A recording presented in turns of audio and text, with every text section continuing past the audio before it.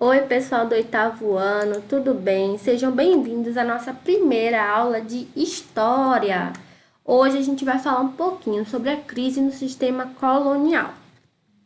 Vamos lá, tá? A partir lá do século XVIII, a América colonial começou a conhecer movimentos que iriam reivindicar o quê? A separação política em relação à metrópole, tá? Então, tiveram várias situações, vários conflitos para ocorrer o quê? O desenvolvimento da nossa colônia, tá? Então, o desenvolvimento do Brasil colônia foi constatado pelo quê? Pela expansão territorial e pelo desenvolvimento do quê? De um sentimento nativista, ou seja, um sentimento de um país mesmo, que a gente fosse um país separado da nossa metrópole, tá? Então, os colonos começaram a se revoltar contra o absolutismo da metrópole, que era Portugal, tá?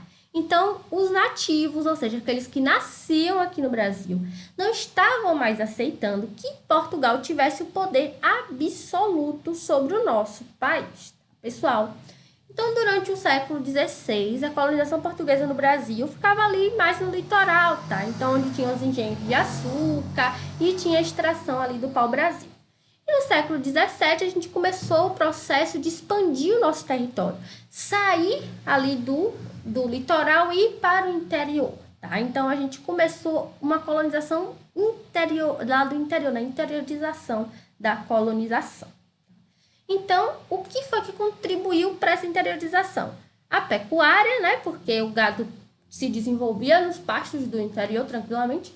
O bandeirantismo, União Ibérica, as missões jesuíticas e a mineração. Vamos conhecer um pouquinho sobre cada uma delas, tá?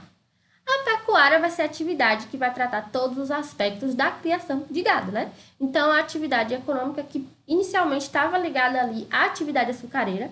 E o gado foi o quê? Foi indo em direção ao sertão nordestino, tá? Por causa da necessidade de pastagens. Então, a pecuária era uma atividade complementar e era essencial por quê? Porque era uma fonte de alimentação, além de servir para o trabalho, né? E meios de transporte também. Além disso, o gado era usado para fazer o quê? Confecção de sapato, roupa, móveis e alguns utensílios também, tá? Então, aqui no mapa a gente pode ver que o Vale do Rio São Francisco era a região que era dominada aí pela pecuária por conta da proximidade com o rio e pela pastagem, né, próspera, tá? Depois disso, com a descoberta do ouro, a região de Minas Gerais começou também a conhecer a criação de gado, porque tinha o quê? Que abastecer aquela concentração populacional que foi indo em direção a Minas Gerais, tá? Então, na parte sul da colônia, a gente tinha o Rio Grande do Sul, que a pecuária também estava sendo desenvolvida ali como mercado principal por conta da região mineradora, tá? A mão de obra da pecuária era livre, tá? Aqui a gente tem uma imagem que representa aqui o vaqueiro e o tropeiro, tá? O vaqueiro vai ser a pessoa que era responsável por cuidar de um rebanho de gado. E o tropeiro é aquele que conduzia as tropas entre as regiões, tá? Só que lá nas minas, os rebanhos não eram criados de forma extensiva. Como assim, professora? Não era criado solto no pasto, ele vivia preso nos cercados, tá? Então, a pecuária ela vivia sendo utilizada, o quê? Mão de obra escrava para poder, né, tomar conta ali daquele gado. Então, a pecuária favoreceu a ocupação do interior e foi uma atividade muito importante para interligar as regiões e para a economia do nosso país, tá? Já os bandeirantes foram uma denominação dada a alguns moradores lá do sertão, que são chamados de sertanistas, lá do período colonial, que a partir do século XVI eles começaram a penetrar o interior da América do Sul buscando riquezas minerais, ou seja, ouro e prata, tá? Então, a gente vincula o bandeirantismo lá à região de São Vicente, em São Paulo, tá? Onde, diferente das áreas coloniais lá do Nordeste, existia o quê? Uma economia de subsistência, ou seja, uma agricultura e uma pecuária que servia para alimentar e vestir a própria família, tá? E não para vender para o comércio como a gente conhece hoje, tá? Então, São Vicente era uma área que tinha muita pobreza, muita miséria. Então, a expansão dos bandeirantes foi motivada porque eles queriam buscar riquezas no interior. Eles queriam metais preciosos e mão de obra indígena para trabalhar para eles, tá?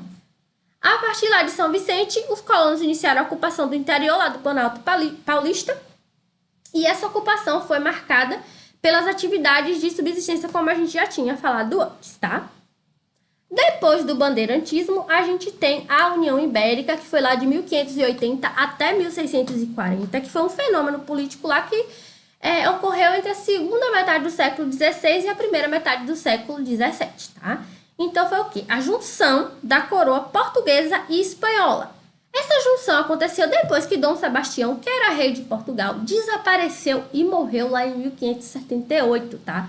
Então, com a morte de Dom Sebastião, teve uma crise lá em Portugal. Quem ia suceder o trono? Porque ele não tinha deixado herdeiros, tá? Então, não tinha nenhum sucessor direto. Então, quem assumiu temporariamente ali, o rei, foi o tio-avô dele, que era um cardeal, que era Dom Henrique I de Portugal. Só que ele já era muito idoso, então faleceu. E, com isso, foi posto o fim da dinastia de Avis, tá? O que é a dinastia, então, professora? É uma sequência de governantes que são considerados membros da mesma família. Então, com o fim dessa dinastia, o trono português começou a ser disputado por outras dinastias europeias que reivindicavam ligação de parentesco com Dom Sebastião. Então, parece aqueles tios que estão lutando pelo terreno da sua avó, né? Aparece parente do nada. Então, como Dom Sebastião não tinha deixado herdeiro, apareceu primo, apareceu filho bastardo, apareceu parente da madrinha, apareceu todo mundo lá. Então, Filipe II, que era o rei da Espanha, muito poderoso, né, lá na época, neto de Dom Manuel o Venturoso, que era tio de Dom Sebastião. Então, ali, o pai dele, o avô, era tio de Dom Sebastião, então ele tinha direito ao trono. Então, ele reivindicou esse trono, tá? E legitimou o quê? Uma invasão da Espanha em Portugal lá em 1580. Então, Filipe II, passou a ser rei tanto da Espanha quanto de Portugal. E aí foi feita a União Ibérica, tá? Essa união favoreceu o processo de expansão territorial por conta do fim do Tratado de Tordesilhas. Lembra do Tratado de Tordesilhas, que dividia aqui uma parte da América do Sul entre Portugal e Espanha, e Portugal acabou ficando com o Brasil, que era a maior parte, tá? Então, eles queriam expulsar os estrangeiros que estavam invadindo o Brasil durante esse período, tá? Vamos lá. Logo depois da União Ibérica, a gente tem também as missões jesuíticas, tá? Que são antigos aldeamentos indígenas que eram organizados e administrados por jesuítas, tá? Que são esses padres aqui, né? No continente americano, que eles tinham o objetivo de evangelizar os nativos americanos, tá? Então, eles fundaram colégios, fundaram conventos e a ideia deles era criar uma sociedade com benefícios e qualidade da sociedade cristã europeia, tá?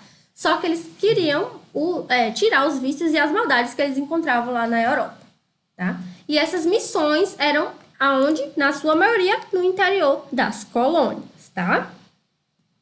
Por fim, a gente tem a mineração, tá? Que é um termo que vai abranger o quê? Os processos, as atividades e as indústrias que tem por objetivo extrair as substâncias minerais, tá? Então, a gente tem o quê? Exploração de petróleo, de gás natural e até água também pode ser considerada um tipo de mineração, tá? Como atividade industrial, a mineração é indispensável para a gente manter a nossa vida e por avançar sociedades modernas, né?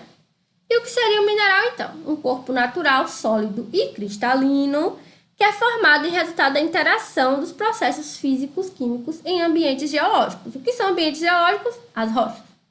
Cada mineral ele vai ser classificado, tá, com base na sua composição química, mas também na sua estrutura cristalina, tá? E essa mineração foi uma atividade econômica que se intensificou também no interior do Brasil, tá? Lembrando, vocês lembram que a gente comentou que lá em Minas Gerais tinha ouro, né? Extração de ouro, por isso que o nome é chamado de Minas Gerais, né? E a pecuária se expandiu por conta desse ouro, tá? E também a gente encontra lá em Mato Grosso e em Goiás também, tá? Encontrava naquela época. A gente também tem as drogas do sertão. E com as drogas do sertão a gente tem o fim do sistema colonial como a gente conhecia, tá? Mas, professor, o que são essas drogas do sertão? seria o cacau, a baunilha, a pimenta, o guaraná, o cravo, a castanha, ervas medicinais e ervas aromáticas que eram responsáveis ali pela ocupação da Amazônia, tá? Então, os jesuítas formaram uma série de missões ali na região amazônica, explorando mão de obra indígena, tá? Para extrair esses produtos, que eram muito rentáveis na época, porque eu não sei se vocês sabem, naquela época as especiarias, né, os temperos, vinham das Índias. Então, quando o Cabral errou o caminho e veio para aqui, ele estava procurando essas especiarias na Índia. Descobriu para o Brasil, ficou rico, né? Portugal começou a extrair para o Brasil daqui, mas descobriram que além do ouro, além de pedras preciosas, a gente também tinha especiarias que trariam riqueza para a colônia também, tá? Então, essas drogas eram produtos ativos do Brasil, não existiam na Europa, então os europeus já ficaram de olho grande aí nas nossas especiarias, tá? Então, o que acontece? Isso tudo patrocinou a expansão territorial de Portugal, tá? E teve o quê? Um dinamismo econômico maior, a gente formou núcleos populacionais maiores, a gente desenvolveu a nossa classe média, tá? E isso tudo foi somando com a opressão que Portugal fazia no Brasil, só queria riqueza, riqueza, riqueza. É aquele caso, né? Venha a nós à vontade, mas vosso reino nada. Então, eles não ofereciam, não tinham a contrapartida aqui para o nosso país. Só queria o dinheiro para eles, tá? Então, os brasileiros que não são bobos se revoltaram, né? E a gente teve o fim do sistema colonial, tá? Nas próximas aulas de história, a gente vai ver um pouquinho sobre essas revoltas e sobre o fim do sistema colonial. Não esqueçam de responder as atividades no final do capítulo. Espero que tenham gostado. Até a nossa próxima aula.